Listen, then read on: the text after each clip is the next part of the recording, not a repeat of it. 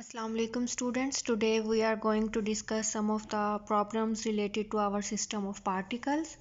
In first one problem we have given that the distance between the carbon atom and oxygen atom is 1.13 multiplied by 10 raised to power minus 10 meters and we have to find its center of mass. So first of all हमने क्या किया कि हमने जो है वो carbon monoxide का molecule draw कर लिया है। ठीक है, कार्बन एटम और ऑक्सीजन एटम के दरमियान जो हमारा डिस्टेंस है वो आर है, ये हमारा सेंटर ऑफ मास है, और कार्बन एटम का जो सेंटर ऑफ मास से डिस्टेंस है वो एक्स है, और ऑक्सीजन एटम का जो सेंटर ऑफ मास से डिस्टेंस है वो आर माइनस एक्स है। क्योंकि टोटल ये आर है तो आर में से जो है वो हम इतने डिस्टेंस को जब माइनस कर देंगे तो ये आ जाएगा हमारे पास रिमेनिंग डिस्टेंस। ठीक है, तो ऑक्सीजन का डिस्टेंस हमने इन टर्म्स ऑफ आर और एक्स क्यों निकाला है? क्योंकि आर हमें जो है वो ऑलरेडी गिवन है। ठीक है, ये जो हमारे पास वैल्यू है ये आर की वैल्यू है, और यहाँ पे हमारे पास स्टेटमेंट में मेंशन है कि with respect to carbon atom हमने जो है वो वैल्यू फाइंड आउट करनी है। तो कार्बन एटम का डिस्टेंस हमारे पास x है, तो ऑक्सीजन का डिस्टेंस हमने in terms of r and x calculate कर लिया। ठीक है, यहाँ पे हमने उसको डिस्क्रिप्शन दे दिया, let r be the distance between oxygen atom and carbon atom, x be the distance of carbon atom from the center of mass, and x minus r is the distance of oxygen atom। फिर वही जो हम centre of mass के लिए जो है वो calculation करते हैं कि summation t is equals to 0, t1 minus t2 is equals to 0। तो ये जब इस साइड पे आ जाएगा t1 will be equals to t2।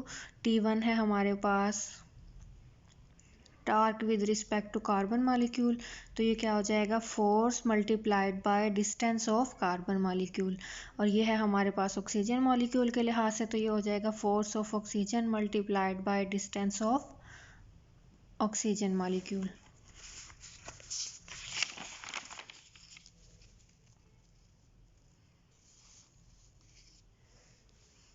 तो फोर्स हमारे पास क्या आएगी, mass of carbon atom multiplied by g, और इसका डिस्टेंस, और mass of oxygen atom multiplied by g और उसका डिस्टेंस।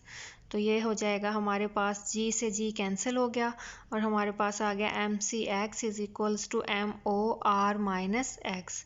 नेक्स्ट स्टेप में हमने क्या किया, एम ओ को जो है आर और एक्स से मल्टीप्लाई कर दिया, तो ये हमारे पास जो थी ये टर्म नेगेटिव में थी, ये इस साइड पे आके हमारे पास पॉजिटिव में हो गई है। तो ये हो गया M C X plus M O X is equals to M O R. यहाँ से जो है वो हमने एक्स कॉमन ले लिया है, तो ये हमारे पास रह गया M C plus M O into X is equals to M O R. X हमने फाइंड आउट करना है, इसको जो है वो हमने यहाँ इस साइड पे डिवाइड कर दिया। एक्स हमारे पास क्या है, distance of centre of mass from carbon atom, and statement में ये मेंशन है कि हमने ये जो सेंटर ऑफ मास की लोकेशन है ये विद रिस्पेक्ट टू एक्स ही फाइंड आउट करनी थी। ठीक है, with respect to carbon atom ही फाइंड आउट करनी थी। तो यहाँ पे हमने इसके सिंपल AMU वाले यूनिट्स यूज़ किए हैं। MO हमने ले लिया ऑक्सीजन एटम का मास 16 यूनिट्स, और MC हमने ले लिया कार्बन एटम का मास 12 यूनिट्स। R हमारे पास गिवन है, ये वैल्यूज़ हमने यहाँ पे पुट करके कैलकुलेट की, तो X हमारे पास आ गया 6.4 multiplied by 10 raise to power minus 11 metre. यही हमने फाइंड आउट करना था।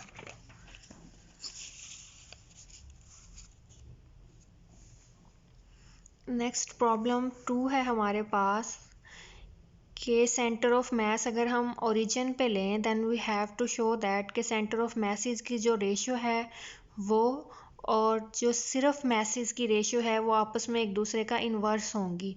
ठीक है, तो हमने यहाँ पे क्या किया, दो हमने पार्टिकल कंसीडर कर लिए, एक हमारा सेंटर ऑफ मास हमने ओरिजिन O पे ले लिया है, एक हमारे पास मास M1 है जिसका सेंटर ऑफ मास से डिस्टेंस x1 है, दूसरा हमारे पास मास M2 है जिसका सेंटर ऑफ मास से डिस्टेंस x2 है। अब ये जो है वो हमने सेंटर ऑफ मास ओरिजिन पे लिया हुआ है, तो x से m की वैल्यू हमारे पास क्या होगी, 0। At the origin value x की क्या हो जाती है, 0। तो हमने जो है सेंटर ऑफ मास का जनरल फार्मूला लिखा, m1 x1 plus m2 minus हमने यहाँ पे क्यों लिखा देखें, x1 along positive x axis है, x2 जो है वो बिल्कुल उसके अपोजिट डायरेक्शन में अलोंग नेगेटिव x एक्सिस है। तो यहाँ पे x2 के साथ क्या आ जाएगा, negative x over m1 plus m2। अब लोकेशन हमने कही है x सी m की है हमारी ओरिजिन पे, तो x C m will be 0। हमारे पास ये आ जाएगा m1 x1 plus m2 into minus x2 over m1 plus m2 is equals to 0। दोनों साइडों पे हमने m1 प्लस m2 से जो है वो मल्टीप्लाई कर दिया, m1 plus m1 plus m2 cancel out हो गए हैं, और 0 से जब m1 प्लस m2 मल्टीप्लाई होगा तो ये होल टर्म हमारे पास क्या हो जाएगी, 0, और हमारे पास सिर्फ ये रह जाएगा m1 x1 plus m2 minus x2, यहाँ पे आना था माइनस, यहाँ पे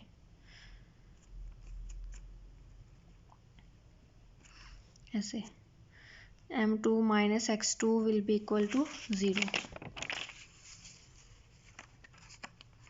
ये आ गया हमारे पास। फिर m2 इंटू माइनस x2 में से माइनस हमने बाहर कॉमन ले लिया, ये हमारे पास बन गया m1 x1 minus m2 x2। ये m2 x2 इस साइड पे माइनस का, इस साइड पे जाके क्या हो जाएगा, प्लस का हो जाएगा। m2 को हमने दोनों साइडों पे डिवाइड कर दिया, यहाँ पे m2 से कैंसिल आउट हो गया, इस साइड पे हमारे पास आ गया m1 over m2 x1 is equals to x2।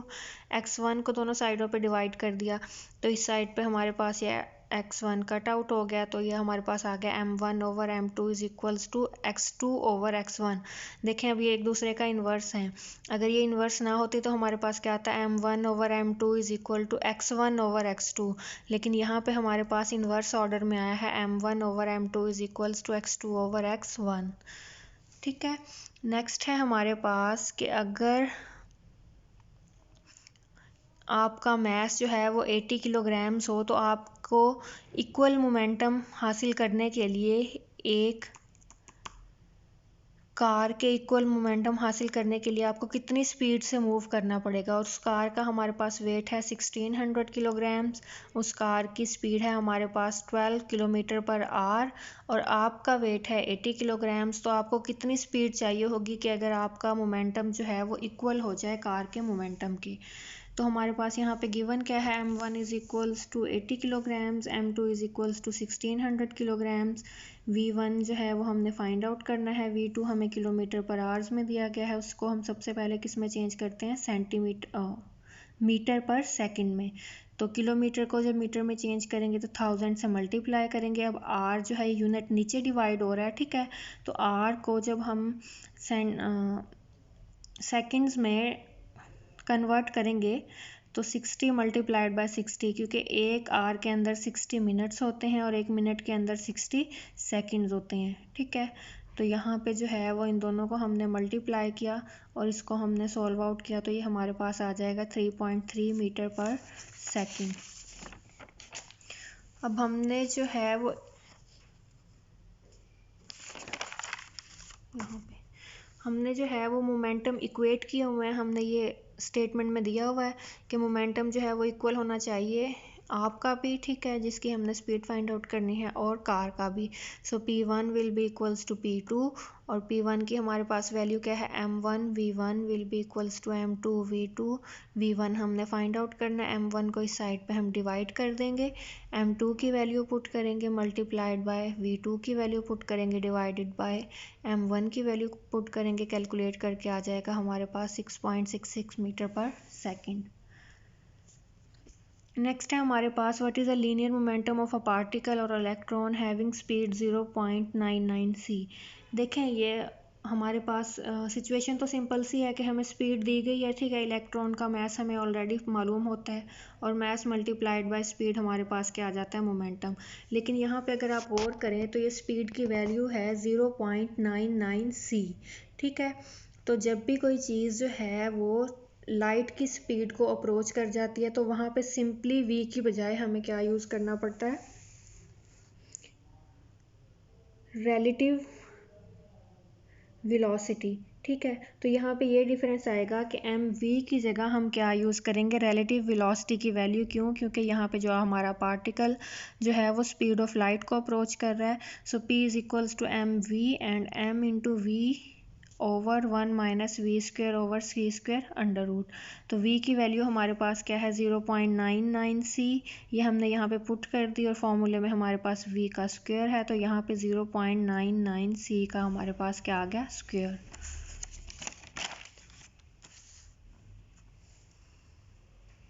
तो नेक्स्ट स्टेप में हमने क्या किया है 0.99 स्क्वेयर में से 0.99 के स्क्वेयर को अलहदा कर लिया, सी स्क्वेयर को अलहदा कर लिया, सी स्क्वेयर से सी स्क्वेयर कैंसिल आउट हो गया और यहाँ पे हमने जो है वो सी की वैल्यू पुट कर दी। तो हमारे पास टोटल वैल्यूज़ क्या बनी 9 multiplied by 10 raise to power minus 31 multiplied by 0.99 multiplied by 3 multiplied by 10 raise to power 8 divided by 1 minus 0.99 whole square.